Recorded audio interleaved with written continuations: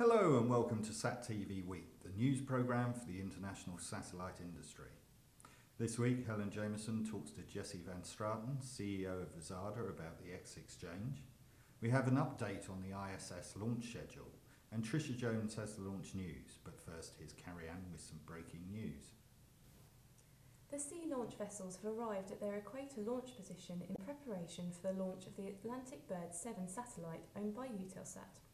Liftoff is planned for 13:18 p.m. Pacific Daylight Time on Friday, September 23rd, at the opening of a 74-minute launch window. The launch site is at 154 degrees west longitude, and after ballasting the Odyssey launch platform to launch depth, the team will roll out and erect a Zenit 3SL rocket on the launch pad, execute final tests, and then proceed with fueling operations and launch. The Zenit 3SL vehicle will lift the 4,600 kilogram spacecraft into a defined high perigee geosynchronous transfer orbit. Pizada have a new platform providing a secure and controlled communications environment that integrates voice and broadband data for ship operations and crew. Earlier this week, Helen Jameson spoke to Jesse Van Straten, CEO of Pizada, and asked him about the new Exchange platform. Pizada Exchange is a platform that we have recently launched for the maritime industry, which is actually a platform on board of vessels that allows ship owners to offer a wide range of services on board. Basically, those services can be split into two different groups. On one side, which is probably the most easy one to explain, it's very much oriented at the crew. Basically, it's a platform that, in a very simple way, allows the ship owner to offer crew calling services to the staff members on board. Crew calling services, we don't mean just the classical voice services. We're also talking about email access and internet access. Why is this so new? There are several elements here that make it new.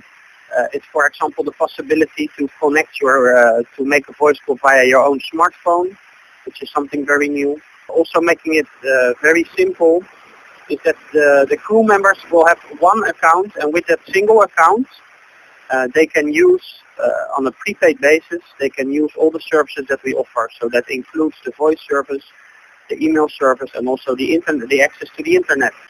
Can you tell me then what shipping companies are really looking for today in terms of their satellite service provider? What's bringing them to Pizada? If you look at Pizada's strategy, it's very much oriented at three different axes. There is one side which is we call that the technology agnostic side. This means that we are not focusing on one specific type of satellite communication only.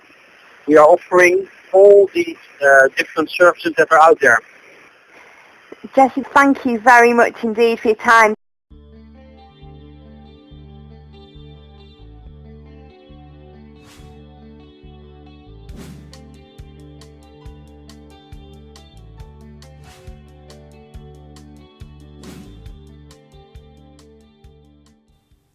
In this week's launch news, October the 1st has been chosen as the new launch date for the GLONASS M launch aboard a Russian Soyuz 2.1B carrier rocket.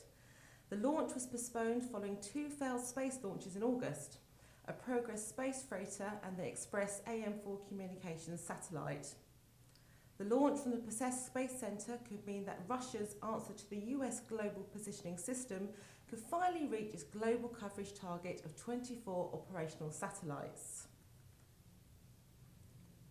In other news, China plans to put its Long March 5 carrier rocket into service in 2014. With a maximum LEO payload capacity of 25 tonnes and a high Earth orbit capacity of 14 tonnes, the rocket's maximum capacity will be 2.5 times that of current in-service rockets. The ISS partners have agreed to a tentative launch schedule with crew flights to the station resuming on November 14. Carrie-Anne has the story. The Space Station Control Board set the schedule after hearing Roscosmos findings on the August 24th loss of the Progress 44 cargo craft. The dates may be adjusted to reflect minor changes in vehicle processing timelines. ISS Programme Manager Michael Suffredini said that the top priority was crew safety, and the new plan, coupled with the conditions on orbit, allow the partnership to support this priority while ensuring astronauts will continue to live and work on the station uninterrupted. There will be a longer period of three-person operations and a shorter than usual handover between the next two crews. The Soyuz 28 spacecraft will launch on November 14th from the Baikonur Cosmodrome and arrive at the station on November 16th. On November 22nd, the Soyuz 27 spacecraft will undock and land in the northern Kazakhstan landing zone. The Soyuz 29 spacecraft will launch on or about December 26th and dock to the station 2 days later. The exact launch date is under review. And finally, the Senate Appropriations Committee has approved $500 million for commercial spaceflight as part of NASA's 2012 budget. This will support the Commercial Crew Development Programme, a NASA initiative with the goal of safely and rapidly restoring America's domestic capability to carry astronauts into space. With the Space Shuttle's retirement, the United States is wholly reliant on Russia to carry American astronauts to the space station. That's all for this week. Thank you for watching.